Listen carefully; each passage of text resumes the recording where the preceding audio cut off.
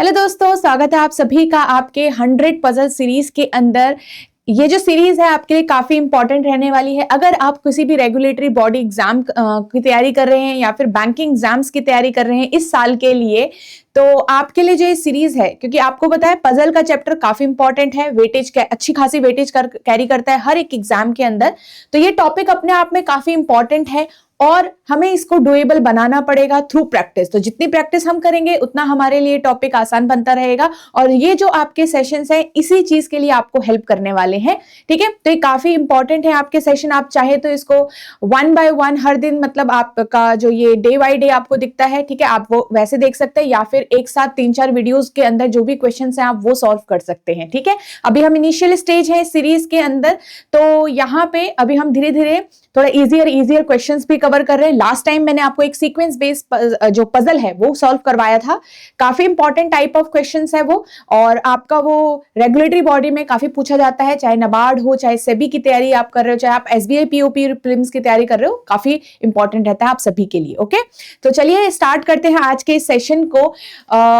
सबसे पहले ये जानेंगे कि आज कौन सा टाइप हम कवर करने वाले हैं। ओके, तो सबसे पहले हमारा है मंथ प्लस डेट। आज मैं आपको मंथ प्लस डेट कवर कराने वाली हूं।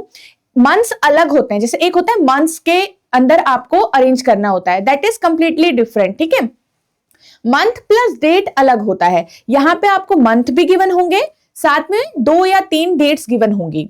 ठीक है, तो ज्यादातर जो प्रीलिम्स टाइप का या फिर आपका जो फेज 1 टाइप की एग्जाम्स हैं उसमें आपको 2 डेट्स पे मिलता है और 4 या 5 मंथ्स आपको कवर करने होते हैं। ओके, सो आज का जो ये हमारा टाइप ऑफ क्वेश्चन है इंपॉर्टेंट रहेगा। अगर आप सभी ग्रेड है, नबार्ड ग्रेड है, पीएफआरडीए, ये सारे आपके रेगुलेटरी बॉडी एग्जाम्स हैं, RRB, PO prelims, IBPS clerk और ये एसबीआई क्लर्क प्रीलिम्स, इनकी तैयारी कर रहे हो तो आज का ये जो टाइप ऑफ क्वेश्चन मैं आपको कराने वाली हूँ इन सभी के लिए इंपॉर्टेंट है। और जो लेवल भी है वो इसी हिसाब से मैंने यहाँ पे रखा हुआ है अभी। ठीक है, नेक्स्ट टाइम जो हम और टाइप ऑफ क्वेश्चन करेंगे तो मिक्स रहेगा। ठीक है, कभी थोड़ा सा हम मॉडरेट क्वेश्चन सॉल्व कर लेंगे, कभी थोड़ा डिफिकल्ट कर लेंगे, कभी थोड़ा हम इजियर क्वेश्चन भी सॉल्व कर लेंगे, ताकि हम हर एक लेवल के लिए तैयार रहें। ओके, चलिए यहां पे वीडियो को स्टार्ट करने से पहले very very important information guys, ये जो आपके पास ई बुक है आपके काफी इंपॉर्टेंट रहेगी, क्योंकि इसके अंदर आपके प्रीवियस ईयर क्वेश्चंस हैं प्लस उनकी आंसर कीज हैं। अगर आप यहाँ पे एग्जाम्स की तैयारी करें बैंकिंग एग्जाम्स को, तो आपको पता होना चाहिए कि कैसे लेवल के क्वेश्चंस पूछे जाते हैं, और बेहतर ये आप समझ सकते हैं किसी भी प्रीवियस ईयर क्वेश्चंस के जरिए, राइट। तो ये ई बुक आपको हेल्प करेगा इन सारी चीजों को एनालाइज करने के लिए, आइडिया लेने के लिए कि आपको किस तरीके से तैयारी करनी चाहिए, और ये कंप्लीटली फ्री है। इसी वीडियो के डिस्क्रिप्शन में आपको इसका लिंक मिल जाएगा गाइस। ठीक है, चलिए तो फर्स्ट क्वेश्चन स्टार्ट करते हैं। यहाँ पे 8 पर्सन्स है हमारे पास, ठीक है, रिटायर हुए हैं डिफरेंट मंथ्स के अंदर, मार्च, अप्रैल, मई और जुलाई। अब जरूरी नहीं है कि हर बार आपको कॉन्जिक्यूटिव मंथ्स हो, ठीक है, डिपेंड करता है कि कंडीशंस आपको कैसे गिवन हो रखी है। कंडीशंस की थोड़ा सा लैंग्वेज पे ध्यान देना। ठीक है, कई बार क्या होता है कि जो कंडीशंस, ये जो हमारे पास लैंग्वेज है, ठीक है, इस जिससे हमने अरेंज करना है वो थोड़ा सा ट्रिकी हो सकता है और या फिर थोड़ा सा इजी हो सकता है। वो आप तभी आप तो पहले से अंदाजा लगा पाओगे जब आप क्वेश्चंस प्रैक्टिस करते हुए चलते हो। आपको समझ आ जाएगा कि यहाँ पे मुझे कितना टाइम लगने वाला है अप्रॉक्स। ठीक है, तो यहाँ पे आपके पास है different date, that is 14th and 20th of the same year, but not necessarily in the same order. No 2 person were born in the on the same date of the same month. मतलब हर एक date पे सिर्फ एक single person ही born हुआ है, सिर्फ एक ही वेरिएबल, मतलब पर्सन ही गिवन है, कोई एक्स्ट्रा वेरिएबल आपको गिवन नहीं है यहाँ पे। अब इसमें अरेंज कैसे करना है ये देखिए। हम टेबल को कैसे बनाएंगे, जैसे हम फ्लोर बेस अरेंज करते हैं, बॉक्स बेस अरेंज करते हैं, वैसे ही आपको ये भी करना है। ठीक है, यहाँ पे आपने क्या किया, 14 and 20, ऑब्वियसली किसी भी मंथ का 14 पहले आएगा, तो आपने क्या करना है 14 20, इसको ऐसे ही आप बनाइएगा। कई बार हम 2 कॉलम करके बना लेते हैं, वो थोड़ा सा आपको कंफ्यूज कर सकता है जब आप जल्दीबाजी में एग्जाम में क्वेश्चन सॉल्व करने का ट्राई करते हो, क्योंकि प्रीलिम्स का जैसे अगर पेपर हो गया गाइस, तो हम सबको पता है हमें स्पीड काफी अच्छी रखनी होती है, ज्यादा से ज्यादा क्वेश्चन हमारे अटेम्प्ट हो जाए और रीजनिंग से ज्यादा निकल जाए तो हमारे लिए उससे अच्छा कुछ नहीं हो सकता है ना। तो ये हमारा यहाँ पे, अब हम मंथ्स को डाल देंगे। कहां से स्टार्ट हुआ है, मार्च, अप्रैल, मई और जुलाई। ठीक है, जो भी स्टूडेंट पहली बार एग्जाम दे रहा होगा उनके लिए काफी इंपॉर्टेंट रहेगा आज का सेशन, क्योंकि हम सीख रहे हैं अभी क्वेश्चन को कैसे सॉल्व करते हैं। As many persons retired after M as before P। अब ये कोई फिक्स्ड इंफॉर्मेशन नहीं है, तो आप क्या करो, बार बार पैराग्राफ ना पढ़ना पड़े इसके लिए हम क्या करेंगे, इसको एक बार लिख देंगे, ठीक है, साइड में नोट कर देंगे। तो आपके पास है कि जितने भी पर्सन हमारे M के बाद हैं, ठीक है, उतने ही पर्सन हमारे P के पहले हैं। N retired in the month having 30 days and 3 persons before T। 30 days किसमें है आपका, देखो सिर्फ 30 days इसमें है, तो या तो N यहां हुआ होगा या तो N यहां रिटायर हुआ होगा, राइट। अब आपके पास उसने कहा 3 persons before, देखो गाइस 3 persons before है, ये 3 months before नहीं है, ठीक है। याद रखना मंथ्स वाले जब आपकी पजल आए तो उसमें थोड़ा ध्यान से पढ़ना, 3 persons 3 positions 3 months लिखा है, ठीक है। तो आपके पास टी अगर यहां होगा तो 1, 2 और तीसरी पोजीशन पे आपको यहां पे एन को रखना होगा, मतलब थर्ड पोजीशन पे, 3 persons before at the third position, जैसे हम सिटिंग अरेंजमेंट टाइप के क्वेश्चन सॉल्व करते हैं। तो आपके पास टी यहां आ जाएगा, आपके पास टी आ जाएगा 1, 2, 3, ठीक है। दो अलग अलग केस बन रहे हैं। एम रिटायर्ड ऑन, कह रहा है M retired on the same date as T but he retired in the same month when N was retired. मतलब कि टी के सेम जो डेट है, तो M और T 20th को N के सेम मंथ में, N के सेम मंथ में आपके पास M हुआ है रिटायर्ड, और साथ ही T 14 को है तो M भी 14 को है, ये दोनों में हमारा सेटिस्फाई हो रहा है। The number of person between M and T, कह रहा है कि जितने भी नंबर ऑफ पर्सन M और T के बीच में है, 1 मोर है, मतलब एक ज्यादा है, किससे, N और J के, ठीक है, N और J के बीच में। अब एक चीज आपने ये वाली जो कंडीशन पहले नोट डाउन कर रखी थी, अब उसको रखने का टाइम आ चुका है, क्योंकि M जब आ चुका है तो दूसरे पर्सन को भी हम रख पाएंगे। तो आप क्या करो, यहाँ पे M के नीचे अगर 1, 2, 3, 4 पर्सन है तो P के ऊपर भी 4 पर्सन होने चाहिए, या तो आप इसको उल्टा भी कर सकते हो, मतलब जैसे M के नीचे इज इक्वल टू P के ऊपर, तो आप इसको उल्टा भी पढ़ सकते हो कि M के ऊपर जितने हैं उतने ही P के नीचे भी हैं, वैसा वर्सा कर सकते हो इसको, ठीक है।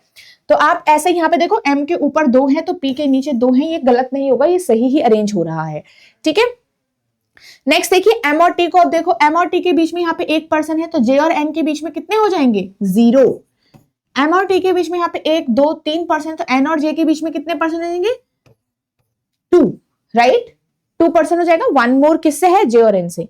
उसने कहा J who retired after K, J जो कि K के बाद रिटायर हुआ था। ध्यान दो ध्यान से कि आपके पास J जो है वो K के बाद है, तो ये केस वहीं पे कैंसिल्ड आउट हो गया, K आपका यहां आ गया, ठीक है।